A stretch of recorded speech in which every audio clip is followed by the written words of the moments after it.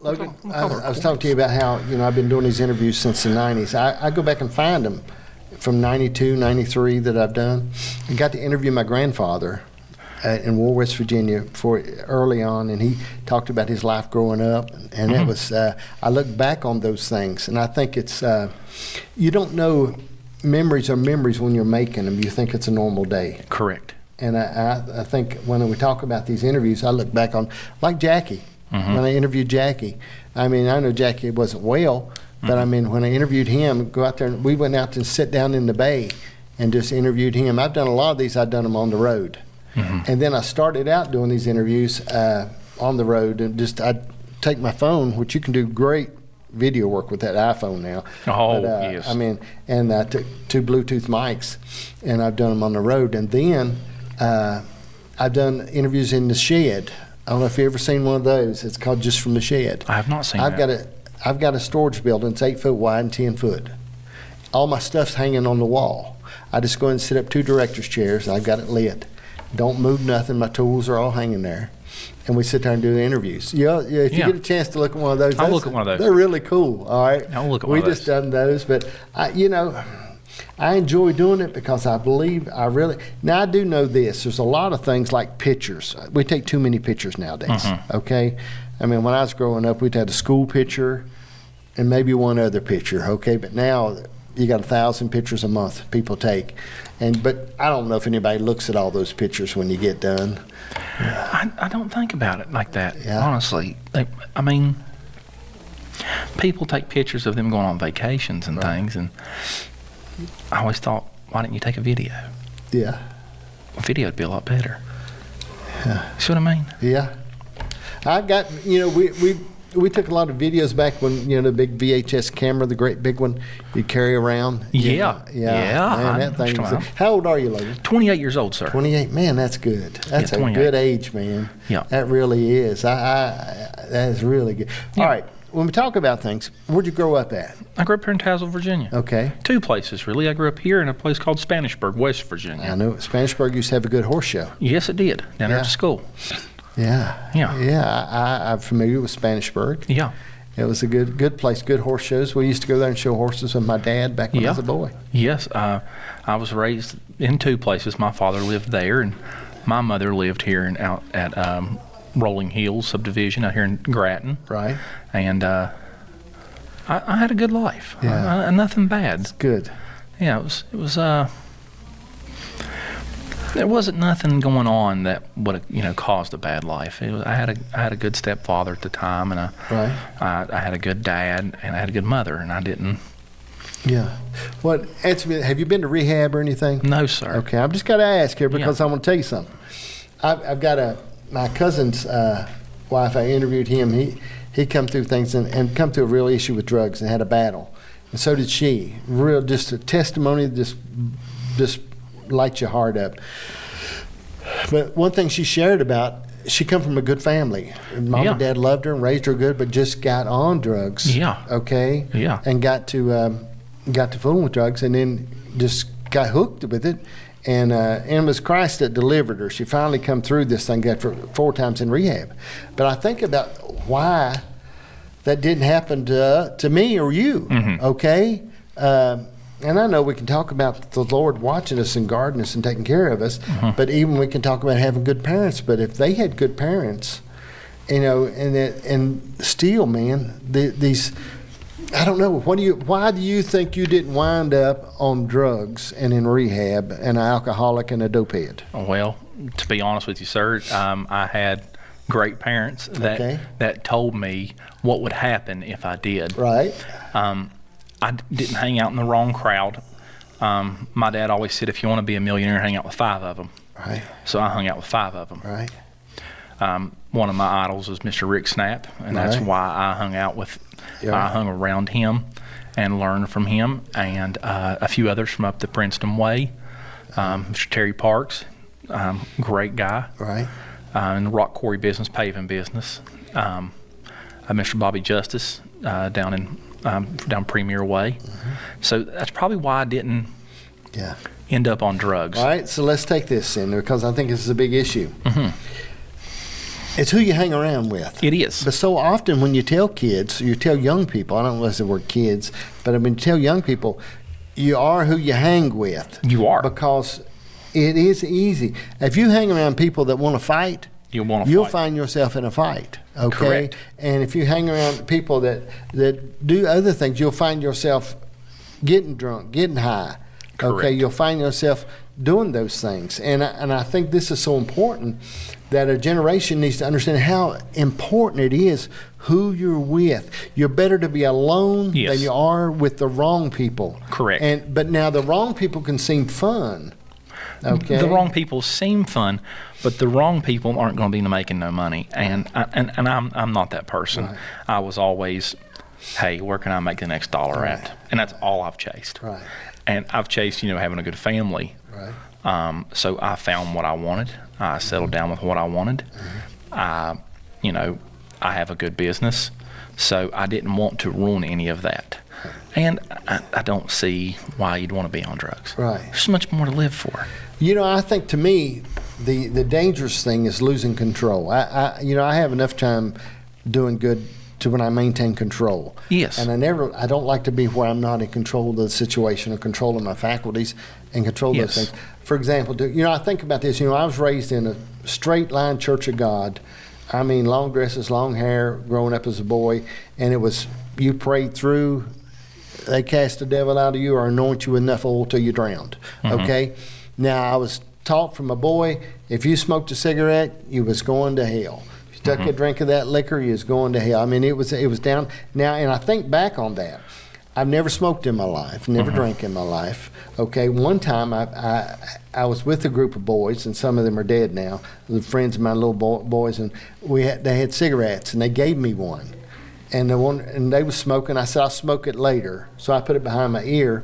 And I remember walking down the railroad tracks there in War, West Virginia, and I found me a hole, and I dug a hole and buried it and put a rock over it so Jesus wouldn't see it. Okay, that was the thing. Yeah. But I think about, and I've got people that I know that love the Lord, but are addicted to nicotine, and it's got to be hard. I have hard enough time with Chips Ahoy cookies, okay? It's very hard. I mean, if I was on the Oxycontin, I'd probably be a drug addict, okay? Oh, man. So, I mean, I'm saying that I have enough trouble not drinking. Say, if I said next week I'm not going to drink a Diet Pepsi, I mean, it would be tough on me, okay? So I can imagine how hard other things are. If I said I wasn't going to eat Bob Evans breakfast at 7 o'clock in the morning tomorrow morning, Right.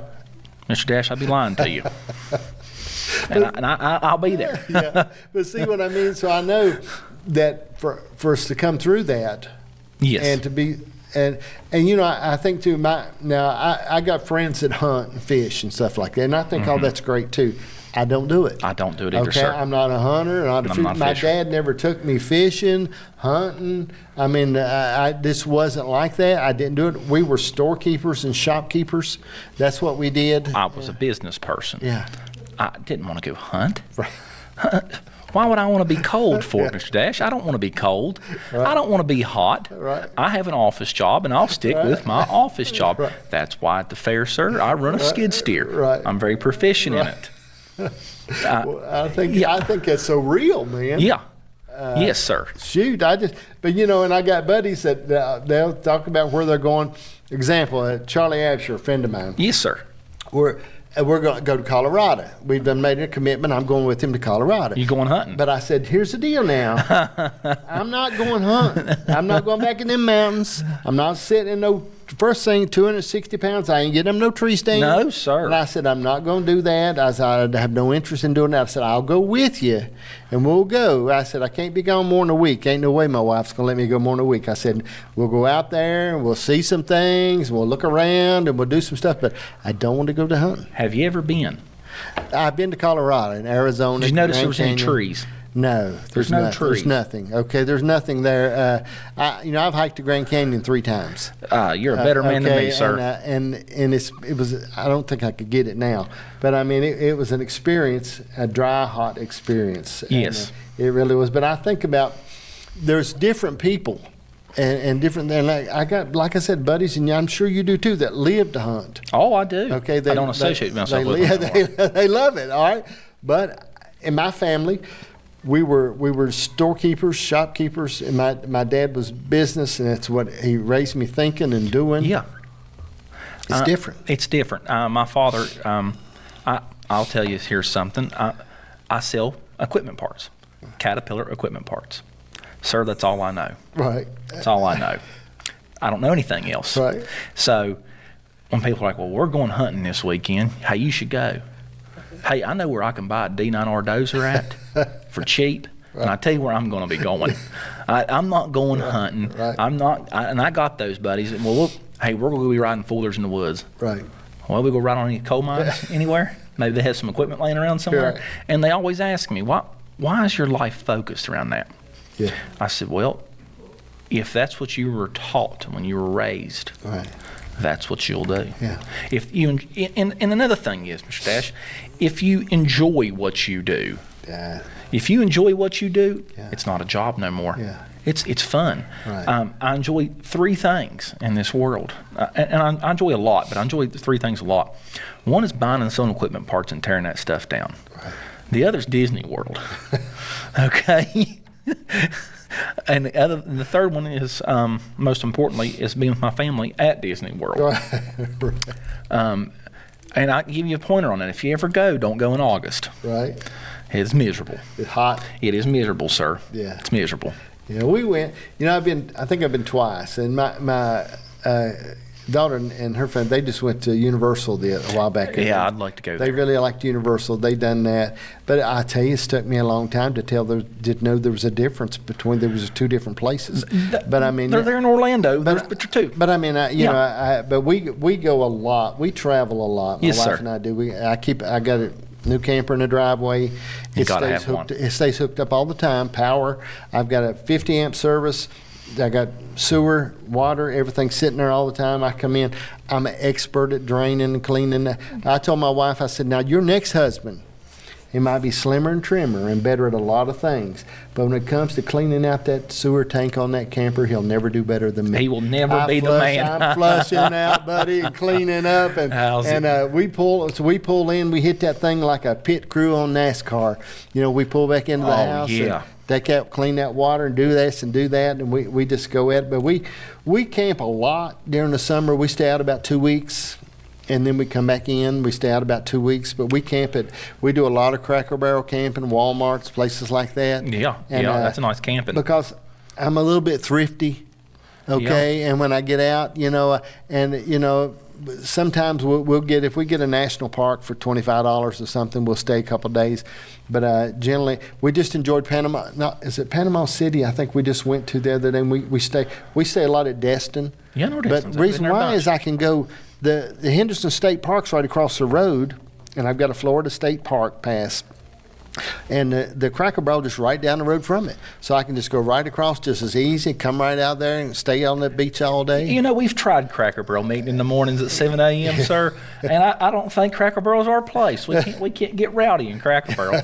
They kind of seem to once you calm down. Once you calm down. And these businessmen, right. They're getting up in the morning and they're drinking, right. 6 pots of coffee. They're right. just at Bob Evans alone. Right. And another thing is, how are you so good at draining that camper? But listen, I can drop that sucker out so fast, clean it.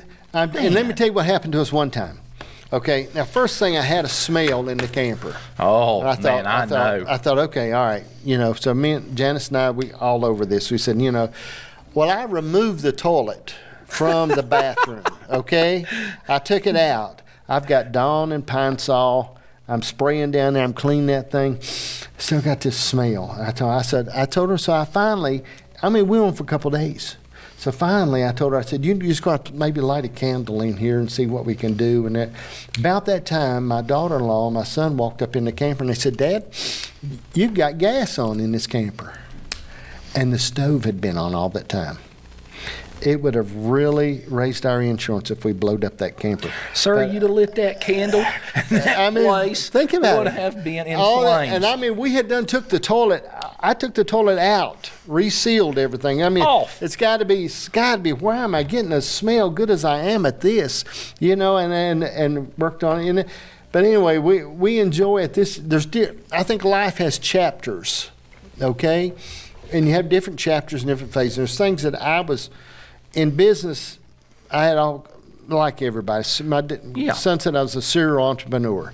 I enjoyed a lot of different things and done a lot of stuff. I enjoy a different adventure. You know, Man. but at 66 now, I sort of made some changes, and I dialed some stuff back that I wanted to do. And, you know, I enjoy doing these things. There's things that I work on now. I live in an 850 square foot house, which I love. My porch is as big as my house.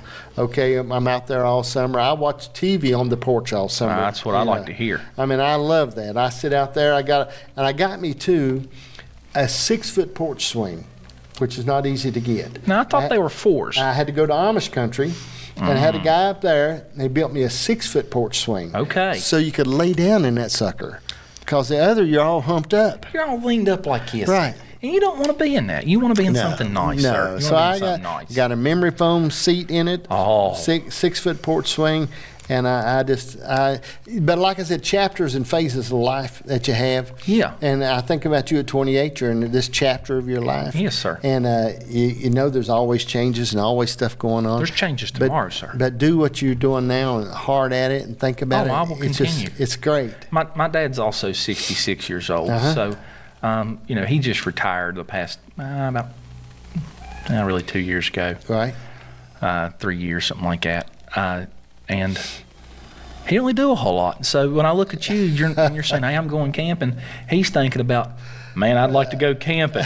He's like, but man, I don't want to spend the money on a camper. I know him. I know who he is. It won't be no money spent. Right. But if there's money spent, it'll be on a bulldozer or an excavator, him buying another piece of property and him fixing up a mountainside. Yeah. So, you know, the chapters. Talk about the chapters. Yeah, I think it is. And, you know, we had a place at Myrtle Beach for about 5 years. Okay. And we kept replacing Tazewell stuff, but I got in Market Common. I don't know if you've ever seen it in Myrtle Beach. It's like a city right there. It used to be the Air Force Base. But what I found myself doing was not traveling because we were living at Myrtle Beach. You got to travel, sir. We got rid of that place and we bought us another new camper and I've got 60,000 miles on that camper. Well, we drive, we go. We just, I don't know. And that's the point that we're at, you know, and we go, and I cook. Do you do any cooking? Sir, I couldn't cook if I tried. Well, all right. I tell you what I can cook. I can cook a mean steak. Okay. Now that's about it. How long do you cook and how do you do that? What's your secret on a good steak? On a good steak, really put it on medium to low heat. Okay. Take it straight out of the package. Don't put it on a plate first. Take it straight out of the package. Okay. Lay it on the grill. You let it get room temperature? No, sir. Okay. When it's cold? Right out of the package. Bring it from the store. Okay. Right onto it. Cold. Okay. So from there, let that medium low heat, right, simmer up into it. Okay. And it gets getting a little bit of a look to it, a little bit of a brownish look to it. Season it. Okay. I'm a medium person, so right when it's getting that brownish, it's starting to get cooked for me. Okay. All right.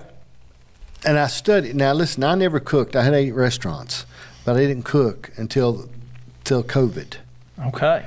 But I got to watching a guy on the internet I called him Drunk Steve because he had a beer fund people donated to. But he would go out places and camp in these weird places. Okay. Under bridges, behind a billboard. Mm-hmm. He would do all this stuff. And then he had the little 2-eye Coleman, and he would just cook. And I got to looking at that, and I said, you know, I think I could do that. And I started cooking. And I do all the cooking at the house now and have since COVID. But steaks, all right, I've been watching them a little bit. First thing they told me on a steak, and and everybody's got a different opinion on what they tell you to cook it, that you're supposed to let it get room temperature because it's a muscle and it constricts. Correct. So if you cook it from cold to hot, that it tightens it up. Okay. So I said, well, that makes a little sense. So I started doing that a little bit different. And then I seen somebody do it the other day, and I get all my education off of YouTube and TikTok, okay? That's where I get me a T-shirt that says that. But so this lady had boiling water, and she laid the steak in it and let it boil. And then she took it out and seared it, on both sides. In boiling water? She put it in boiling water. Straight from cold? Straight from cold in boiling water. And it browned, and then she brought it out and laid it on the skillet. Okay. And went ahead and seared it on both sides. And it really was tender. It was, and I thought, it's pretty cool. Now, my problem with steak is when I go to the store, I go with the intentions on getting a good one, but then I cheap out. You can't cheap out, Okay. sir. I You can't cheap out. You got to get the filet. You got to get the porterhouse. You got to get the ribeye. You can't eat sirloin your whole life, sir. See, my problem is I get cheap when I look at it, and I think, well, and because I have a lot of people. My kids come to the house sometimes twice a week and eat. Everybody comes to the house and eats, and I get thinking, well, I like them, but do I like them that much? You know, Do you what I like mean? them enough to spend $400 Yeah, on steaks? should I just get beef tips? You know what I mean, and put them in a crock pot? Put them in a crock pot. Make you a stew. Make a stew. I think. Well, now you and I met through the fair board I met you in August of last year at the fair. at the fair. Yeah. I'd never actually seen you in Right. person. I was in the skid steer, and you kept down there thanking me. Right. Problem was, the skid steer was breaking down in the middle of the arena. And run out of fuel too, didn't you? No, sir. No, sir. Maybe the viewers know, maybe they don't. But diesel exhaust fluid. That was it. Yeah. The sensor. Okay. The sensor in the tank kept had to start icing up on it. It didn't get too cold. There's a molecule in there Right. that lets the DEF tank keep cold. Now, if that molecule gets too cold, it'll Right. freeze it. So the particle gets frozen up on it. I mean, I was having the worst trouble of my life. I remember. And I kept saying, hey, if y'all will stop for 30 minutes, Yeah. Oh. 30 Lord. minutes, Yeah. I can fix this. Yeah. Well, they stopped. I pulled the DEF sensor out of it and turned the code off and ran it like that Yeah. until it got back to Carter Machinery. Right. Carter Machinery, thank you, Carter. They let us have the machine for the week as advertisement. And I'd gotten a call from a Carter guy that knows me. Won't mention any names. He said, "Did you pull the DEF sensor out of this machine?" I said, "I did, and I cleared the code." He said, "Can you bring it back?" I said, "It's in the machine still yet." I said, "It's sitting beside the seat."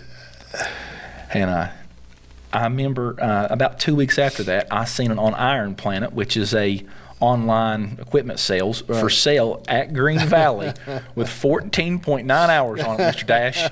And it said in the description, DEF issues, dealer will not warranty. I said, it must be that bad. You found it. Now here's the best part. I own it. Well, you knew everything was wrong with it. Well, I deleted the missions on it. Right. And then I got thinking about it, and I said, I'm going to put them back. And I'm going to trade this thing in. I can't give that thing away. I cannot give it away. But I own it now. Yeah. And it sits at my shop, and it still has about 15 some hours on it. And I tell you what I liked the most about it is it had that cooled seat in it. It had a cooled seat, and I found out this thing up in the top had a thing in the back that massaged it. Oh, now, man, that's I not, sat in that skid steer that don't that make whole sense. entire fair. that don't make any sense. Hey, I mean, that's the best of the best. I sat in that thing the whole entire fair. I idled that thing the whole entire time, just right. sitting in that thing. I enjoyed it. That's how I met you. Yeah, you know, Long story. I enjoyed it. I enjoyed doing the fair. It's the first time I've got to announce the fair. Really? Okay, and you know, I've announced other stuff and done stuff, but I never had announced the fair. But he had mentioned it to me, Josh had, and I said, well, sure, I'll come out there. And I didn't know that they didn't have the equipment didn't have the stuff we needed. But I mean, we're working on that. We're working on it. I'm getting in, and I have enough equipment here that I've used all over the place. And I've got another buddy of mine that has a load of equipment that he'll give me, but it's down near Tampa, and 14 hours to it. And I said, you know, it's got some speakers and power amps and got some things. Really? And he said, Jimmy Dickens, his name. He said, I'll give it to you. And he called me today. He said, have you went to get that equipment yet? And I said, no, because I'm trying to figure out how much it cost me to go get it. Okay. We were in a U-Haul, Mr. Dash. Me and you both. We'll take we us a can road go trip. get it. Just You go drive pick it up. down, Yeah. and I'll drive back. Well, we could do that. We could pick it up. We can pick it up. That's a good trip. We can get us. I know a real good place right there off of Sanibel Island. Okay. It makes a great lobster sandwich. I'm telling you, it's killer. He called me today. He wanted to know if he said, you picked that equipment up yet? And I keep thinking about it and looking at it. And we're going to get the speaker stick down out there so I can get all that stuff checked out and everything. But Well, it needs to. It's going to be good. All right, on equipment. Yeah. Do you just sell equipment? Do you rent equipment? Do you sell parts? What do you do? Sir, Since 1981, Dixie Tractor has bought and sold Caterpillar equipment parts. Okay. I will buy a whole machine, a whole mining machine. I do mining machines only. I buy a whole machine. We bring it into the shop. We tear it down to the frame. Right. We rebuild the components that are bad. We put them in inventory. Yeah. People call us. We sell them to them. So you take the parts, you break the machine down. We break the machine completely down, sir. Yeah. Down to the frame. And that goes down to the nuts and the bolts. We sell the nuts and the bolts. Ain't that cool? We sell those in 5-gallon buckets. Right. We sell those, it's called, there's a group number, a group part number for the Caterpillar bolt group. Right. That's been made up. It's not a real number through CAT, Right. but it's been made up through people like me and other parts people. And we post them on eBay and Amazon. Right. Because CAT bolts are not grade 8 bolts. They are a different type of bolt. They're stronger. Okay. So I sell those for about $50, $50 for a 55-gallon bucket, or 5-gallon bucket. Excuse me, sir. And we sell some equipment too. I sold a piece today actually. Right. So we sell equipment too, but very rarely. It would have to be local to me. Right. And I don't got to travel for it. Right. But I'll travel anywhere for a big piece of Now, we honey. used to, I done gas wells for Consol for a long time. Oh. And I done gas wells, and I done right-of-way clearing. Yes. And we had a lot of 650 dozers and 220s and 120s, excavators and stuff. And we had the log cutter on the end of the 200. And we dealt Danglehead. and that was a hoot to learn how to use. No, they're wicked. But we done all that for a long time. I done all that and enjoyed it, done well at it. But got to be to where I was bookkeeping instead of making money. The time I got done with workers' comp, and I got done with a lot of other stuff. It just got to be where. And, I didn't want to be in business like that. And then what you got to be you would catch up, but you were one breakdown away from being, one final drive. One final drive from being broke. You got one final drive, and then you had to catch up for that. And then, then if you had a couple clean months where nothing really broke down, you felt good, or you didn't roll a dozer over. We turned 650 over one time, just sort of gradually flopped up on a job we was working on. It didn't even hurt it. We went underneath it and just dozed out and let her sit back down, let it sit for a couple hours, and started right back up. Not a problem. And we did roll a 120 down the hill one time, but man, the insurance put a brand new cab on it because they said they couldn't replace it. They couldn't replace the cab because it wasn't taken care of under the if it didn't just completely replace the cab. But that's the worst thing I'd done was I had a 450 that I had for years, and I had all this other equipment, 650s and 120s, and I had all this other stuff, but I had that 450 for years, and I sold it. And I wish that I never sold it because it was the handiest thing that I ever had. That 450, you could just and now I've got my son just bought some property on the hill now over from us, and we're going to cut a road in and stuff like that. And I think it's like $2,500 to rent one from James River for a week, a 650 or something. You like want that. to use one, sir? That would be perfect. Well, we can set you. We'll have Mr. Snap bring it to you. Yeah, I tell you what, I can't wait to interview him. Hey, we're going to sit down. I talk to him. I talk to him almost daily. I really like character. Him. And I tell you, when I interview him, though, I'm going to wear bib overalls. You got to. Okay, that's the first thing my daughter asked. My daughter said, "When you interview Rick, you got to wear bib overalls." I said, "Well, I'll do it. I got mine, and I'll do them." You got to. I have never seen Rick in bibbed overalls without them on. Yeah. In my life, except for 3 times. 3 times I've seen him in not bib overalls. The funerals or weddings? No, neither. If you didn't know this, Mr. Snap is a licensed auctioneer. Oh, I didn't know that. For what I know, he is. Yeah. And at auctions, he will be a ring man, and he will be in a pair of shorts and a pearl snap. Okay. And that's what I've seen him in. Right. And it's a sight to see. Yeah. Because those legs are as white as you've ever seen. Just white. And he's a good man. I like him. I'm looking for. We're going to sit down and, we're going to sit down and do do it and do an interview. Me and him are going to sit down. When you think about business, okay, and what I shared, it's a different character of a person that has an entrepreneur spirit, okay? And part of an entrepreneur spirit is knowing first when you got to know when to fold them and when to hold them, okay, in business. There's things that you have to sometimes, because sometimes in business you can become more emotionally involved than you can by the numbers that are on the paper. What are your thoughts about that? Sir, on the numbers aspect of it, always push it to the limit. My girl I'm with, she will tell you, I push it to the absolute limit. You got to keep it in the governor. Right.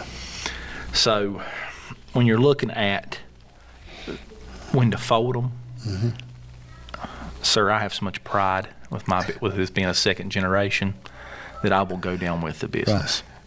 There's no choice. Right. There's no choice. Yeah. Maybe different with somebody else. Right. But maybe that's not a question to ask me, because I will go down with that business. If it goes down, I go down with it. Right. Because I don't know anything else, sir. I don't know anything else to do. Right now, the coal business is awful, which makes my business awful. Right. It's not awful. I'm doing just fine. I'm doing a lot better than I was 3 months ago. Right. A lot better. But I've always pushed it further than I probably should have.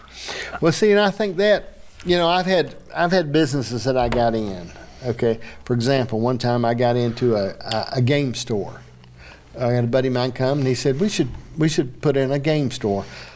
Well, I'll be honest with you, I've never played a game in my life. I did play Pac-Man and stuff back when that was in Tetris and that kind of thing. But as far as sitting down in front of a TV, I don't know the A and the B and all that gets me all messed up. I don't do it. Okay, I just don't understand it. And I know the people that are really good at it.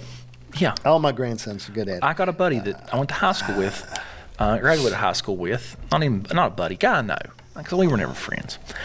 But I know he made $11 million last year playing video games. See, and I know all that stuff is real. I mean, listen, I got a guy that owed me money, rented off of me, and was behind, and then sit there and won like $7,000 or $8,000 playing poker on his phone.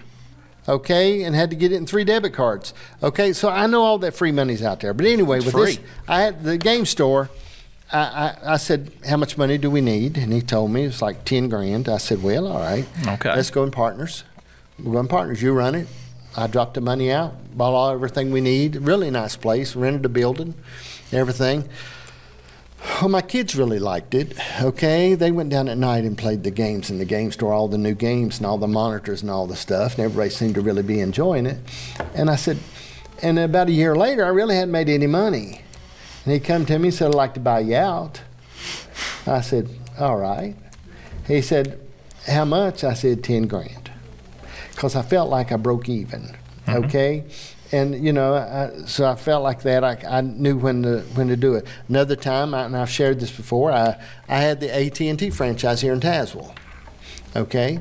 So I rented a building off Jack Harry when he was alive, went in, painted it all orange, and got it all ready, and got everything set up. Well, I got to reading the contract, and say they could sell you a phone for $100, but if I bought the phone to sell it, it was like $125. So I told him, I said, I don't know a lot about numbers, where I didn't go to college, but I said, I'm reading this, and it looks to me like I'm in competition with somebody who's raising the price on me and selling to other people cheaper. Wholesaler. They said, you're right. I said, don't think I'm going to do it. I said, because right now I know how much money I'm going to lose in paint, internet, getting the power turned on, first month's rent. Right now I understand, but in a year I won't be able to figure out how much money I lose. I said, by the time I get done with this, I won't be able to calculate it. And they said, well, you mean, so I sent the contract back, got him he let me out of the lease, turned the power off, internet, lost a little bit of money, and I cleared out. As long as you didn't, what you didn't do was right there, was have to sleep behind Pizza Hut. Right. That's the best part of that. Absolutely. That's the best Absolutely. Part. That's the best part. I mean, there's just sometimes in business now, I enjoyed the restaurant business. We had 8 of those, and we enjoyed that. It was John Boy's all over the place, and we enjoyed those. What was it called, sir? John Boy's Drive-In. Okay. And we had them at Claypool Hill, Richlands in the mall, all over West Virginia. We had them, but we enjoyed that. I worked for McDonald's for years. My wife and I did, and so then we started our own, and we really enjoyed that. And I had a guy come in one time, want to buy me out, and he said, "I need to see your business plan." I said, "What is this thing you speak of? This business plan?" Well, what's a business plan? I never heard of that. I said, we never borrowed a nickel. We've done all these restaurants, paid for them out of our pocket. Cash roll it. You got to. Reached in my pocket and said, "Can we do it again?" Reached in my pocket, "Can we do it again?" I said, but I think, and now this is the thing. I've got one daughter that's really in business for herself. She has racehorses, and she big business, 45 head.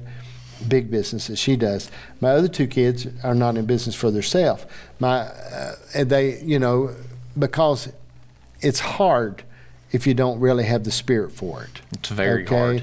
You've got to be ready for the disappointment. You got to be ready for the stress, and it is a different thing, ain't it? It's very different. I have coal companies calling at 5 o'clock in the morning, screaming, "Where's my parts? Where's my parts?" Right. Hey, my parts delivery guy ain't in a bed till 7. Why are you calling me for? Hey, call your salesman. Don't call the owner. Right. But you know what? I sit up, put my clothes on, and I go out and I deliver their parts. Right. And I get back about 9 or 10 o'clock. Delivery guy's like, "Hey, where'd you take my truck to?" I said, "Well, had to take your parts for you because you don't get out of bed early enough." I think, Logan, I really admire that in you. And when I met you, I thought you were very interesting. I really listened to you, and I didn't really know a lot about you. And Rick told me he said he's a good guy, and he told me these things, and I said, well, all right, but interesting, and I admire that entrepreneur spirit and that youth and that part of you, and that I think it's extremely cool and inspiring. And I think there's other people out there that that they need to know that they can make it, and they can.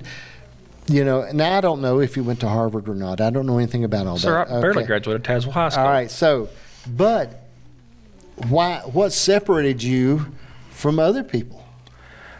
What separated What me? What do you attribute your success? Now you have to call it success, okay? Success, my father. All right, so let's. My father. Okay. If it wasn't for my father crying, asking God why he's punishing him, driving from Norton, Virginia, broke, right, I wouldn't be sitting here with you, sir, and I wouldn't be driving a new truck. That's where my success comes from. Right. And all to my father. His grit and greed of the business. Right. Just wanting to make it and begging and praying to make it. That's where my success comes from. Mm-hmm. I have no other person I could thank. Yeah. That's what sets me aside. Mm-hmm. And it sets me aside in a reason of being, he never gave up. Okay. He never gave up once. And, when I took over the business a few years back, he said, "I'm going to pull all my money out of this." He said, "I'm going to give you this business." He said, "This is the business." He said, "I'm giving you all the trucks, the employees, the parts, the equipment, the support equipment, the tools, down to the toilet paper. But there's no money in that checking account. I'm pulling my money out today." So on January 1st of that year, I put $13,000 in the checking account because that's all I had. Right. And I've built it from there. Okay. And I've bought equipment and hired employees and hired salesmen and bought new trucks and service trucks and knuckle boom trucks and equipment and welders and But if it wasn't for him and me having that start, I wouldn't know. And the success setting me aside from everybody else is that I had a father that was willing to show me something. And we had our fair share of arguments. Right. But none that, from 8 to 4, Monday through Friday, I was a worker. 5 o'clock to 8 to set, 4:01 to 7:59, I was his son. Right. So I had a father that really showed me, you can do this. And I don't think other kids had the same chance. I know one other person. One. Right. A singular. And he's doing very, very, very well. Very well. Yeah. But, his part of it was he was given the money as well with the business, and it was a few $1 million. I wasn't given that. Yeah. I was given a few $1 million worth of assets. Right. But sir, I had $13,000 and I had to make payroll the next month. How was I going to do that? How was I going to make payroll the next month? Right. Yeah. Well, I figured it out. Yeah. I figured what it was you had to go out and sell parts. Mm-hmm. You had to go to these coal companies and you had to beg for them to buy your parts from you. Yeah. And finally, you establish a relationship with one good person down in Liburn, West Virginia, down in Logan County, and he spread your name like wildfire. Yeah. And that's another guy. Another story, for another day. Yeah. Great guy. You know, my mining business, we were in the mining business, growing up, and we over in McDowell County, we had a coal mines. Dad did, and and come through all those things. Didn't turn out as good as we had a miner. I bet you probably have seen him. We had a Wilcox miner. Wilcox is with stab jacks. Yeah, I know exactly what it is. That sucker would eat you up, wouldn't it? Sir, there's one not 20 minutes from here. Yeah. Down there, go over Bishop, go down there to the Bluestones Tipple. It's sitting on the left-hand side of the road still yet. It's been there for 30 years. Probably was ours. Could have been. It could have been, honestly. I mean, that thing was so dangerous. Oh, man, they killed many people. I mean, you would... We were wedging, but when we got that, we'd been shooting from a solid, okay, in 30-inch seam, shooting from a solid. Okay, when we got that Wilcox miner, we thought, they ain't nothing in the world like this. They ain't nobody going to get one on us now. And one time we had a cutting machine. Okay, when we got a cutting machine, we were drilling from solid forever. But we got a cutting machine that had about 10 little augers on the front and these go-kart wheels on the side. It was electric. I've seen what you're talking about. It was the most dangerous piece of equipment. I had a guy got wrapped up in it one time. His coveralls, like to eat him up before we get it shut off. But I mean, we were shooting from solid. And run that when we got that cutting machine, we could drop that coal out there, man. We thought, man, we just said, And then I hand loaded a lot. I hand loaded, like I said, in 30 inches, 28 and 30 inches, laid on my side. And when I was in high school, I started working in mines, and then laying there on my side, hand loading that. We pull that scoop in. And had old red bandana around my nose, and I'd throw that coal back as hard and fast as I could throw it, because you had to get it loaded and get them out of there, and then just drop it down. And then you're doing nothing but setting timbers up beside you as you go along, setting timbers, and I don't know what they was actually good for. You could just give you time to hear them crack so you knew you was going to die. But, I mean, we had timbers set, and but, I mean, it was a different type of mining, man. My son-in-law, he's a longwall coordinator. And he is I mean, it's a technical. Yeah. It is a monster. Okay. I mean, he is it's a whole different world. I know what you're talking about. That old mining and stuff. Yeah. That was the most dangerous thing you could have done. Man. That's the most Mr. Dash, that is a death sentence. It absolutely. And then what we got. One time we were broke as a convict, okay, from the mining business, because we had taxes. We had a partner who filed the taxes, didn't pay, just filed the taxes. Of course, he left and went back to Nashville and left us with that. The Internal Revenue come in, and they just took everything. I've seen those guys. Okay, it was tough. All right, so we had to try to make it. So my dad and I got a job for Gordon Klein at Bishop, working the third shift, cleaning equipment, working around outside, because it's the only thing we had. And then he bought all the timbers that we would haul. We would bring timbers to work with us in the mornings. So we had 2 trucks, and we would cut timbers.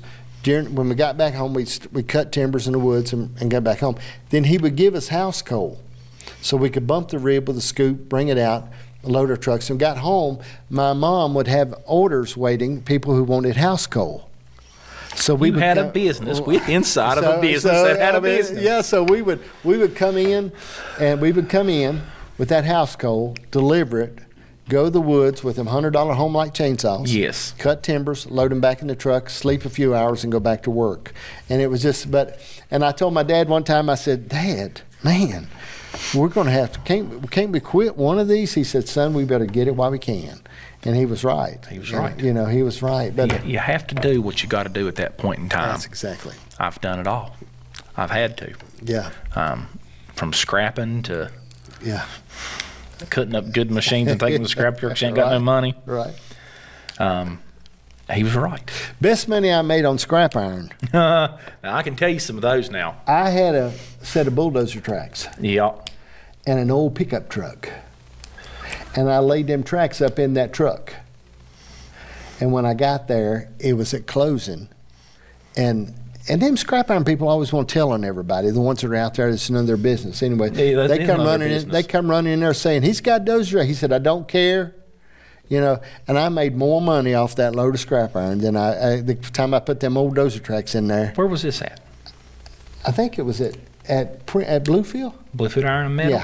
Yeah. My Uncle Leland owned Bluefoot Iron and Metal. Well, I tell him I appreciated that. Yeah, he sold that in 2009 to Progressive Energy, which is Caterpillar. Huh. Yep. He started Bluefoot Iron and Metal. Right. Yep. And I used to sell car batteries up there too. Yeah. And we had a Sears and Roebuck store growing up. My mom and dad did. And the batteries, people traded their battery in, and then Sears would dispose of them, so I got them. And I could take up there, man, a truckload of car batteries, and it was like hitting a home run. They'd buy them old car batteries off of us. Oh, really? And that was a big deal. But I think the entrepreneur spirit, you know, so if you could say anything to inspire somebody, say to somebody out there that, now, you know, that wants to do something, you know, that's fighting with this thing. Because, see, I think, and everybody gets, you know, there's a lot of things, and we're going to talk about AI in a minute, but in things that we look at in this life now, there's people out there that want to do something that are sitting there because you got a lot of decisions to make when you get out of school or you get in your 20 or 25 years old. There's a lot to think about. How would you inspire them? Maybe not from me, Yeah. because when I say it, it's going to be the first thing you don't do is you don't have a partner. It's the first thing you do is you do not have a partner. That's who will break you. The second thing you do is you quit your day job. Mm-hmm. The worst thing can happen to a man in life is he either gets a job at UPS or Norfolk Southern. It's the worst thing that can happen to him. Right. The reason I say that is, and I don't mean that bad, I do not mean that bad, but you have this $120,000 job a year. Right. Where else are you going to go in this area and get that, Mr. Dash? You're not. You're not going to get that. Right. Nowhere. Okay? You can get mines, but you got to be a superintendent. You got to be a coordinator. You got to be in charge of production. Right. Your miners don't make that. Right. So, what will I say? I say, don't have a partner. Quit tomorrow morning. Quit cold turkey, and go do what you want to do. Mm-hmm. But never, ever, ever give up on it. Mm-hmm. Continue. Anybody can do it. It just takes the right mindset.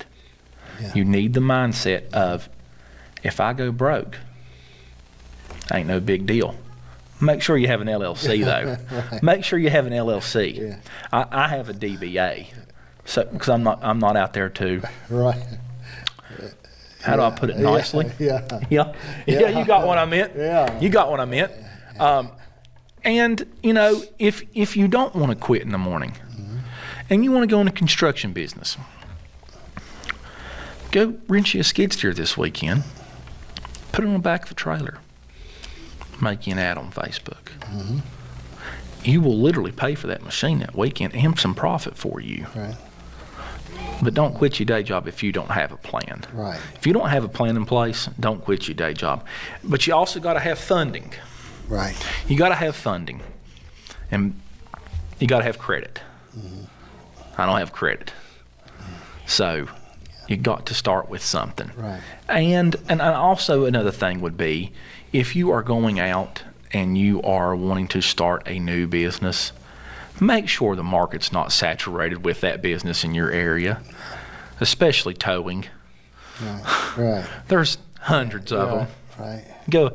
That's really about it. I mean, if you want to go out and inspire somebody, mm-hmm. and you want to do it right, don't have a partner, but make sure you have a plan in place.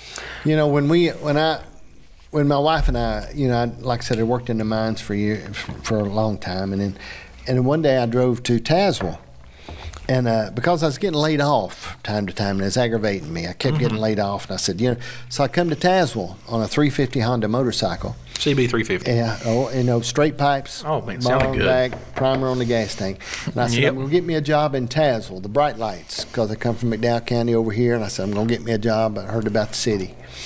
And so I went to Hardee's, and it was during lunch, and they wouldn't hire me because they were busy. So I went over to McDonald's, and I said I wanted a job. And they hired me, and I went to work for them. Okay, but they were good to me. But anyway, it was then I went out and had me some cards made that said dash driveway sealing. Okay, and I would stop at every driveway on the way home from work that had asphalt and say, "Would you like your driveway sealed?" Because in doing so, all I had to have was a squeegee and 5 gallon of sealer. You're going to make some money, bud. So see, I think when we talk about people going into business for yourself, and my son and I, we done pressure washing for a while. Okay, it's great business. It was a good business. Great. Okay, man, I bought a big pressure washer on the trailer. The whole big deal with the steam genny and the whole works, and we done really good with that. But he got a job and went to work for Pepsi because I told him, I said, his mom and I said we're not going to work like we've been working anymore. And he'd been working for me since he was a boy. And I said, so, you're not going to work with us anymore. You're out. Okay, you got to go. You kicked him out. Okay, you got to go. So he got it. But anyway, so the pressure washer, he was doing good with the pressure washer, but wasn't doing a lot. And anyway, I'd bought the trailer. Yeah. I wasn't making no money. Yeah. Okay, so I was sitting at McDonald's one day, and there was a guy sitting there, had a pressure washer on the side of his truck. And I said, hey, buddy, would you like to have a big pressure washer steam generator on the truck? He said, yeah. I said, follow me. So he followed me to the house. I had that pressure washer sitting there in the trailer, and I priced it to him, and he bought it. My son said, where'd the pressure washer go? I said, I sold it. So I broke even, and I felt like I'd done good. But I mean, I think when people start, if they'll start something, and now the opportunity with the internet and the things now that's so open that because you can do commerce all over the world. From where you are, there's things that you can do where it used to not be like that, but now you can do things. You can do things everywhere. I mean, this little girl I got works with me, Connie. She does T-shirts and tumblers and all that kind of thing, and doesn't send them everywhere. My biggest customer is not my nicest customer, but my biggest customer is in India. Mm-hmm. I wouldn't have found them if it wasn't for Facebook. Facebook, Mr. Dash. Right. I had posted an old loader I was going to take to the scrapyard on there. Right. And I put it on there for $2,000 more than scrap. It was $10,000. Right. And I had a guy message me, and he said, my brother speaks English, call. And I was like, should I call these people or not? So I called him. And he said, and his first thing to me was, what's your account number and what's your routing number? I said, I'm not giving you that. He said, no, I need it because I'm paying for that loader here in about 20 minutes. And they were from India. Right. Because of Facebook. And there's commerce. Right. Commerce is everywhere. I mean, you can sell to Russia. You can't really sell to Russia. Right. It's a trade embargo. You can sell to India. Yeah. You can sell in all these foreign countries that love buying from the United States. Yeah. We sold, my dad and my uncles, we built a lot of stuff in our time. There was stuff that we built. But anyway, they built an asphalt plant. Built it. And we had it over in West Virginia. We're Berwyn, West Virginia, because we've been in the asphalt business for years. And anyway, built an asphalt plant. And I don't know, somehow, there's none of them that would put anything on the internet. This has been years ago. A guy from Africa come and bought the asphalt plant, sitting there. Okay, it sit there another 5 or 6 years. I know, never heard from him again. And bought the asphalt plant. There it sit. And then finally, he sent word, and he sent a tractor trailer in to get it. And we cut it, took the torches and cut it down, loaded it on a trailer, and he took it out to wherever he's going to ship it out at. But it sent that asphalt plant from Berwyn, West Virginia to Africa.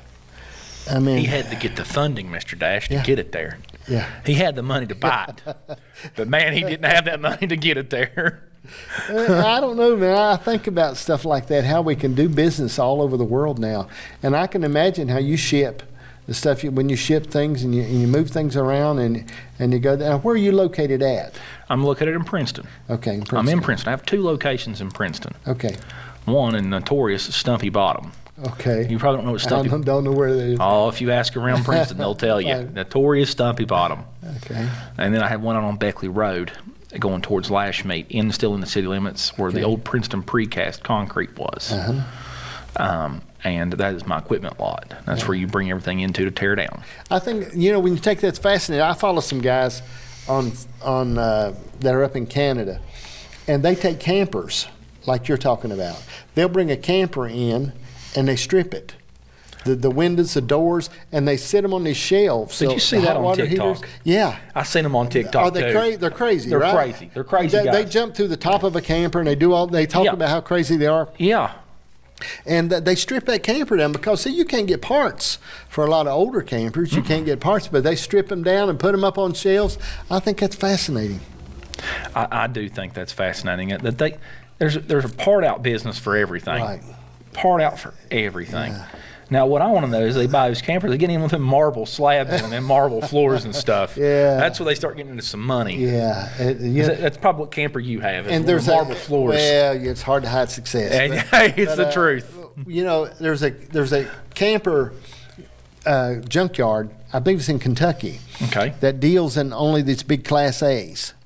And they should, like, have caught on fire and different things like that. But it's acres and acres and acres, because what happens is you can't get parts, where they're specialized. If it's this camper, they've got the special windows or whatever. And they showed them as acres and acres of these parts that you think about that. I mean, and I've always thought, man, the junkyard business. I had a cousin that worked in the junkyard. And he sit in the office all day doing nothing but reselling to other junkyards. Well, you got to. He sit there and resold to other junkyards. I can't do that. Yeah. Junkyards won't even buy from me. But, I mean, other people will. Yeah. Individuals. And I see it every day where people buy, a junkyard, and they're like, hey, we're going in the junkyard business. Right. More power to you, bud. More power to you. You see, and I see people too I watch people on the internet that go to junkyards and buy parts and resell them. They go into a car and they get these latches or they get these components. Then they go back and list them on eBay, and they do that. But they just go in. I mean, that kind of thing is, to me, is the entrepreneur part of people. It is. That will turn around and do that, man. They're going in and buying latches and windows. Yeah. And they're listing, 95 Jeep Grand Cherokee, left window. Yeah. Left driver window, Yeah. $55. Yeah. And somebody's going to buy that. Somebody's on there searching. Somebody doesn't want to pay. Right. My buddy, I'll shout him out here. My buddy Preacher up in Bluefield, Virginia. They don't want to pay Preacher for $85 for a left window for him to come put it in. It's $85 installed. Right. So they're going to pay $50 on eBay. Yeah. To put that thing in there themselves with a chance Yeah. of them shattering that window. I got a buddy bought a brand new motorhome. Well, not a new motorhome, but he bought a big Class A that's pulling in his driveway and cracked the windshield. It twisted it. Twisted the frame. Yeah, and cracked it, just busted the windshield out of it. And it was that was a tough blow for him. And the insurance company wanted to pay him so much. He said, "No, I want it fixed. I want to make sure. I want you to fix it." You know what I mean? Hey, if that had been Dixie Tractor, we'd have put a plexiglass in there. And hey, let's go. Yeah, it looks good. Let's go. It looks good. Well, when you talk about a normal day for you, okay, when you think about a normal day and what you're doing, what's a normal day look like for you? Normal day, well, obviously my Bob Evans. We can't forget about my main sponsor, Bob Evans. Usually I get up probably 7, 8 a.m. I go to Bob Evans 8. After that, our guys, we talk a little bit there. They're eating. Around 9 o'clock I leave. I show up at work. I show up at work about 9 o'clock. I check the parts network, see if anybody's looking for any parts, price of parts. Right. Talk to my dad, talk to my brother. talk to whoever shows up to loaf for the next 6 hours while I'm there. And, look on the auctions, look for equipment, call customers. Just normal everyday equipment parts business. Yeah. Which is, a broad term. Right. There's really nothing technical about it, honestly. Right. What's technical about it is the customers you're dealing with. That's the most technical part there is. Per se, you need a set of track for a 650J. Right. Well, I got to set it for a 650K, and we need to take a pin out of one. Right. I'll do it. Right. Most people won't. Most people won't take a link out, but I will do it. Yeah. Yep. I think when you think about you, and I think you don't have to be perfect if you'll show up. No. Okay. I used to tell people that work for me you don't have to be. Just show up first thing. Let me get you to work. Get you to come to work. All right, and then we'll work those things out from there. But like you're saying, if you're not a quitter, okay, if you're not a quitter, you can do anything. I believe it too. If you're not a quitter, and you have the mindset, I'm going to make it, you will make it. Yeah. Now, when will you make it? Right. God has a certain place for everybody. Yeah. But you can either listen to him or not. Right. And if you don't listen, yeah, I'll tell you where you're going to end up at.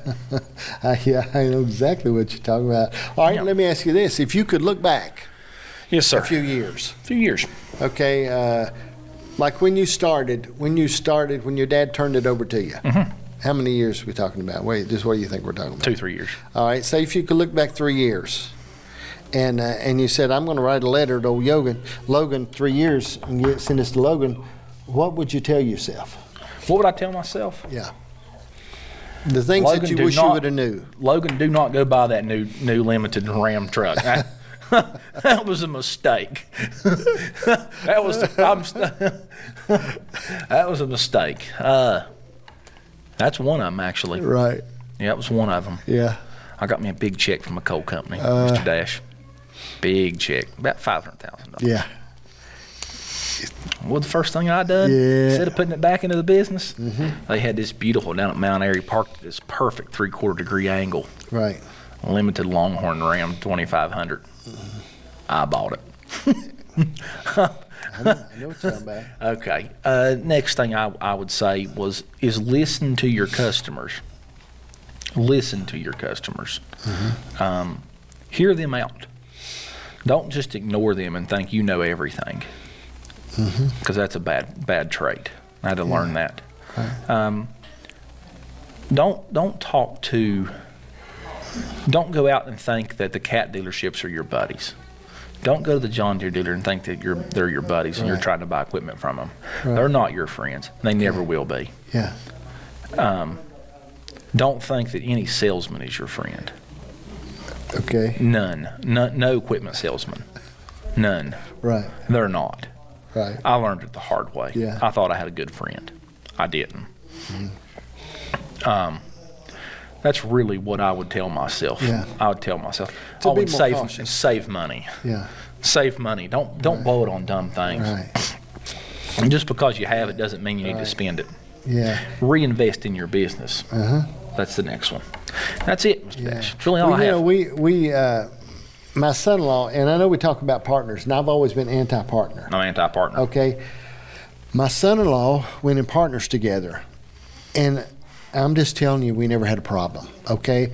Because this is a deal. I would give him anything, okay? Him and my daughter, I wouldn't even have hesitated if they'd walked up and said, hey, John, I think you should just give us all this business and let us have it. I'm all right, okay? And we never denied each other anything. Now, the issue we run into was if we run around together at all.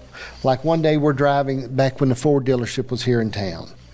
And Jack Long come out and had this brochure of the new 450, that the dually 4-door 450. Yeah. That was, they just come out with this, looked like a pickup, doing a nice one. Yeah. And we said, give us 2 of those.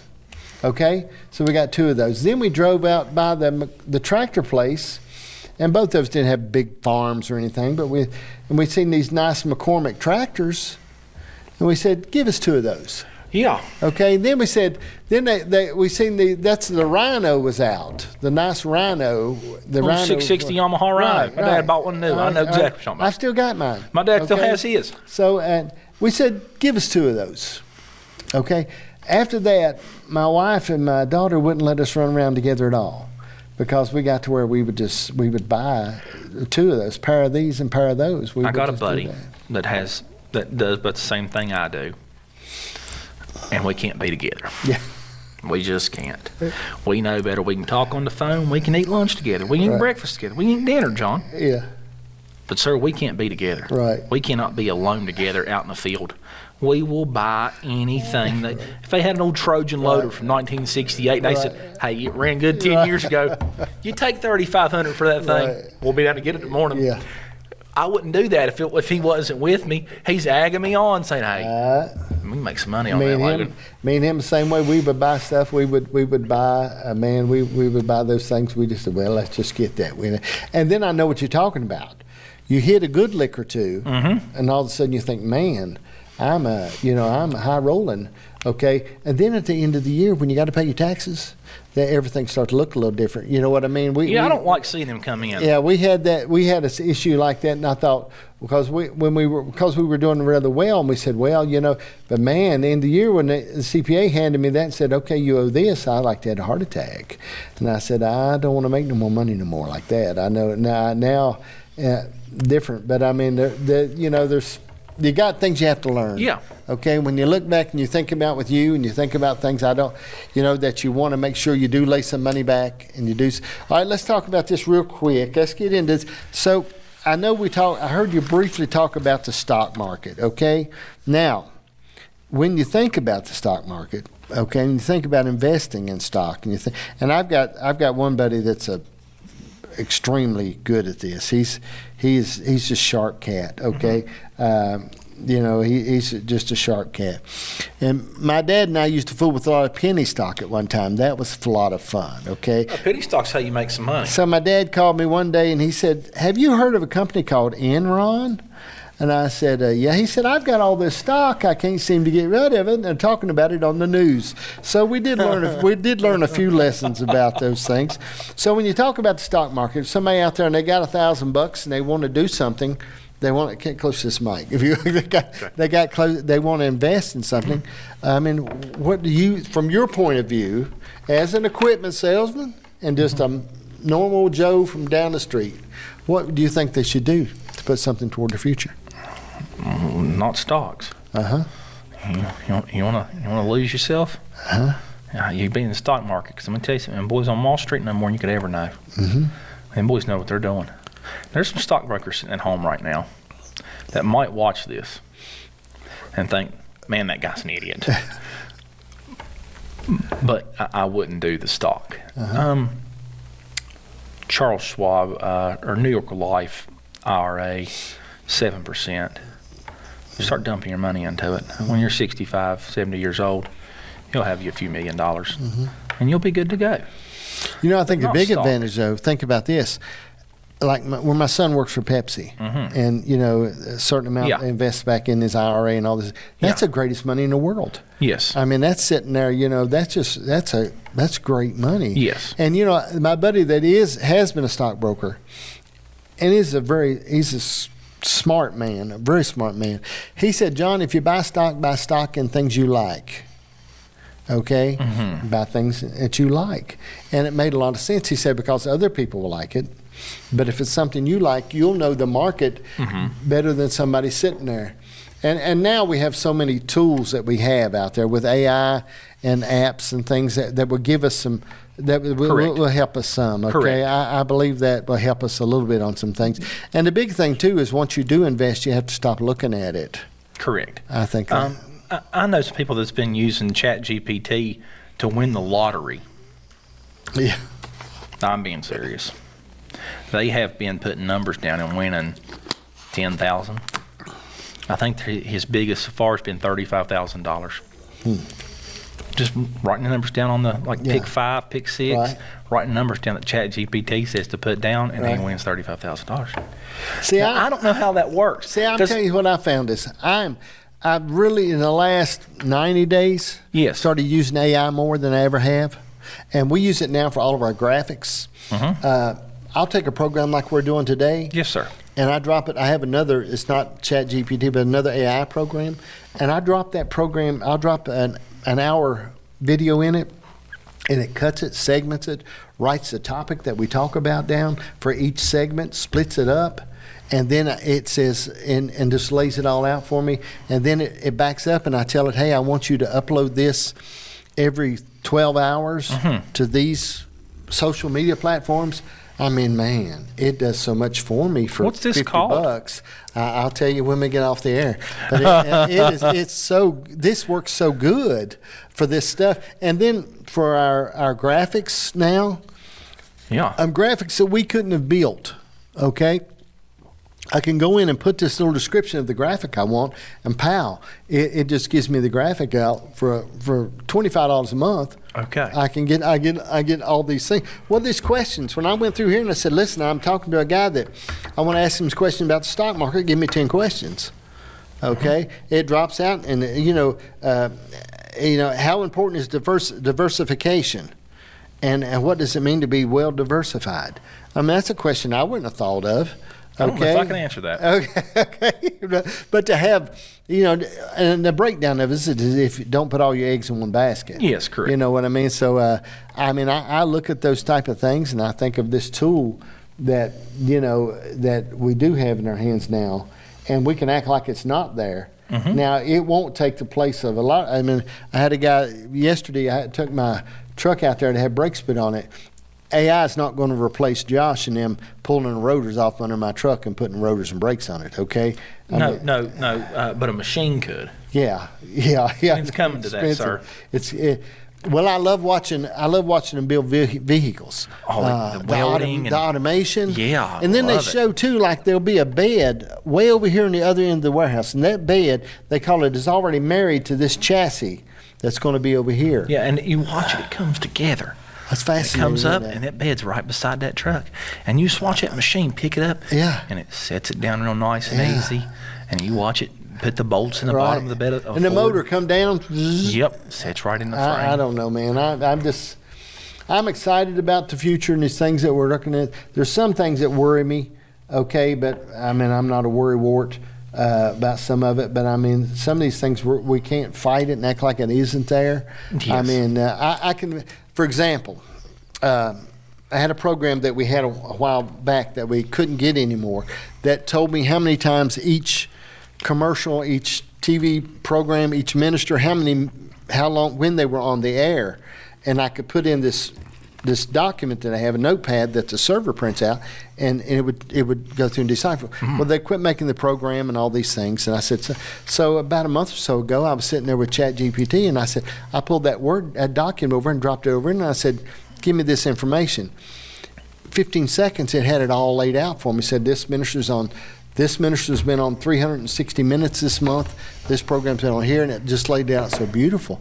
And I thought, man, alive, for $25 a month, what have I got a hold of here? And it just made it so neat. And I'm editing programs, like I said, from the 90s. So I go back in and have it rebuild the graphics for all those programs and stuff like that, and I'm re-graphicing all these things. But I mean, in your business, I mean, with parts and inventory and routes, and I can just imagine the advantage it could help you with. It could help me with a lot. Yeah. A lot of the inventory and how to inventory it. A lot of the bookkeeping of it. I think AI is going to get so good I won't have to have a bookkeeper. Right.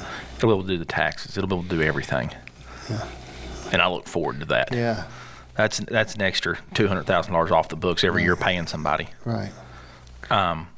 Yeah. So I see where AI is headed, where the future is headed, and could head bad. Yeah. And real quick too. I do want a robot. Okay, when Elon comes out with the robots. Oh man! Now my grandson tells me I don't. I said, no, I would like to have a robot. Now, I why does he say not? Because he's just anti-robot. He don't know nothing. He says a lot of bad things to me. But he makes insults upon my masculinity. And I told him it's not good. I said, you shouldn't. And I do him too, but he should be a better person than me. That's what I tell him. I tell him all the time. I say, you should be. We talking about the main man, Carter. Yeah, I said, Carter, you shouldn't be like me, because I give him a test a lot of times, and I make a real slanted mark toward his masculinity. And like today, okay, we're at the Y today. And it was open. Okay, yeah. So we go. We're there, and we try to go in the mornings. Yeah. And I said, I'm going to have us a T-shirt made with him and I on the back of it, So I got over there and had this girl lady I know that works there. I said, take a picture of us real fast before anybody notices us. We're going to hold these weights up and take these pictures of us, so we look real cool. So I said, I got the pictures made of us, and then. A few minutes later, he puts the picture in AI, gives me a long black ponytail, and puts a rainbow flag on my shirt. Now, Carter, that wasn't good, bud. No, that was a direct assault. That was a direct hit on my masculinity. On your masculinity. Yeah, and but I don't know. I don't think it's right. He should be a lot better person. He should be. But AI, if you'll learn how to use it, and I watch a lot of these. I asked AI this morning about being AI certified. What do you do to be AI certified? And they said, don't get wrapped up in the trend.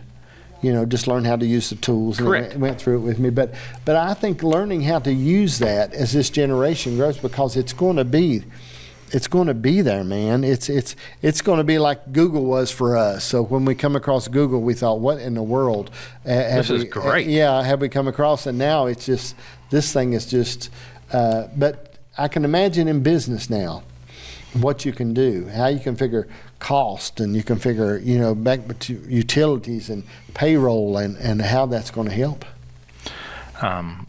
It's going to a place where it needs to go. It could be used bad, and it could be used good. It could be used good. Excuse me. I think that you're getting to a point in the timeline of here's the 90s. Right. Here's 2050. Right. You know what I mean? Mm-hmm. And right here at 2050, that's going to be so of a dystopian of a world that you've not seen compared to what it was in 1990. Yeah. You see what I mean? Yeah, absolutely. Yeah. I think it truly is. All right, let's talk about this. I know we're covering a lot of topics. Man, I appreciate you. I really do. Let's talk about relationships, because I can't talk about it with some people because they're not of the age that you're of. Mm-hmm. Okay?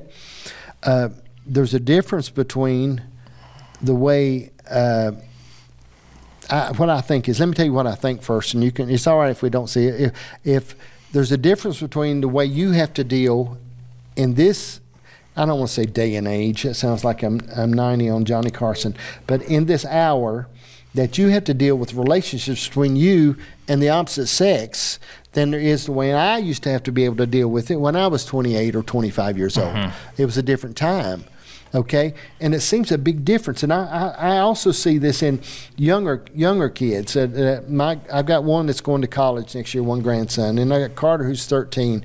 But I see a difference. I mean, by the time I was 13, I was in love 7 or 8 times. Okay, and I think about, not mention when I was 18, as old as my other grandson. But there's a difference in the way the relationships are now. It is. What is it? I'm lost. I couldn't answer that, sir. I can't answer that for you. I don't know. Honestly, I see some people, never settling down. My father, number one example of it. Right. He's like, hey, I have a girlfriend. That's it. He said, I don't want to have a commitment. And I see why he done it, because he focused on that business 100%. But I can't answer that, sir. Yeah. I do not know that answer.